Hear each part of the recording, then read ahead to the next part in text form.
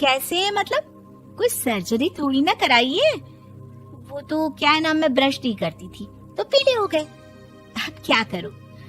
आप कहे तो लाल करवा लूं या फिर काले? यार ये क्या है, क्यों माँ से लड़ रही हो? लड़ रही हूँ? अरे मैं लड़ रही हूँ या ये बोल रही है कि दांत पीले हैं, पीले? अरे तपस्या थोड़ी ना की है इन्हें पीले करने के लिए। बकायदा ब्रश नहीं किया है 20 साल तक, तब जाकर। छी, कैसी बात कर रही हो? ये उस वक्त तो पीले नहीं थे जब हम लोग तुम्हें देखने आए थे। अरे तब साफ करवा लिया होगा डेंटिस्ट के पास जाकर। अब देखो कैसे पीले पीले लग रहे हैं। रंजना सास की तरफ गुस्से से देखती है। फिर शुरू हो गई पीले पीले पीले। अरे पीले तो तब भी थे जब मेरे हाथ का रसगुल्ला उड़ा उड़ा कर खा रही थी और बोल रही थी, लड़की नहीं गुणों का खजाना दे रहे भाई साहब आप। खैर अब वो लोग करते भी तो क्या करते, पीले दांत वाली बहू पल्ले पड़ी थी तो झेलना तो था ही। एक दिन कीर्तन में रंजना गाना गा रही थी। अरे कमला बहन, माँ का द्वार है, यहाँ तो सब शुद्ध होकर आते हैं, फिर अपनी बहू को ब्रश भी नहीं करवाती तुम। दूर से पीले पीले दांत भक्ति में बाधा उत्पन्न कर रहे हैं। अरे कोई 2 साल के बच्चे थोड़ी ना लेकर आई हूँ मैं बहू बनाकर। अच्छी खासी लड़की है, अरे कैसे करवाऊं ब्रश? ये तो उसे खुद करना चाहिए ना। अब माँ बाप तो इसके जैसे तैसे निपटा दिए, ये नहीं सोचा कि सास कैसे संभालेगी। सास बहू को लेकर घर आ जाती है, लेकिन सोच लेती है कि अब इसे लेकर कहीं नहीं जाएगी। अगले रोज बहू कहती है, अरे क्या हो गया, मंदिर नहीं जाना क्या? कीर्तन का वक्त हो रहा है। मेरी मधुर वाणी से कान्हा जी जागते हैं और सोते हैं। आप तो जानती है ना उनकी भक्ति में कितना मन लगता है मेरा।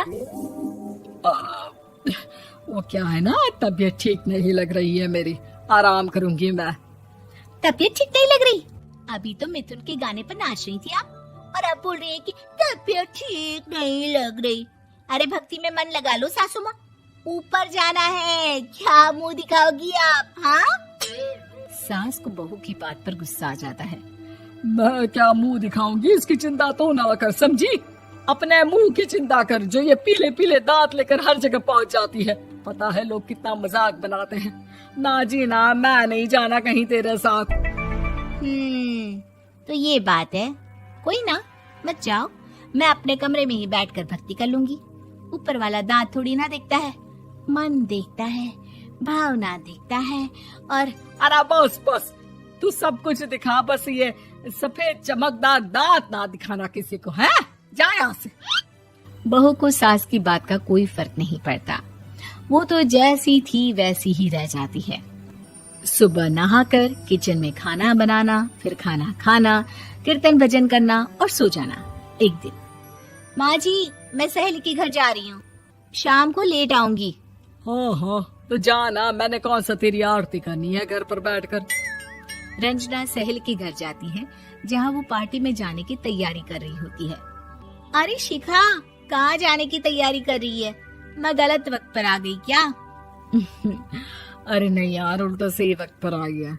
मैंने ये साड़ी और ज्वेलरी निकाली है यार, शाम को इनके ऑफिस की एक पार्टी में जाना है।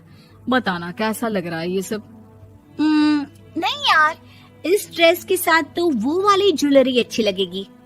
हाँ सही बोल रही है, मैंने ध्यान ही नहीं दिया। वैसे तो हमेशा से मस्त फैशन सेंस रखती है। तो बड़ा जाती होगी ना पति के साथ पार्टी में। रंजना कुछ नहीं बोलती, बस सोचती है कि यार काश ये बात सही हो जाती, पर मैं क्यों नहीं जाती पार्टी में? क्या इन लोगों की कोई पार्टी होती नहीं होगी?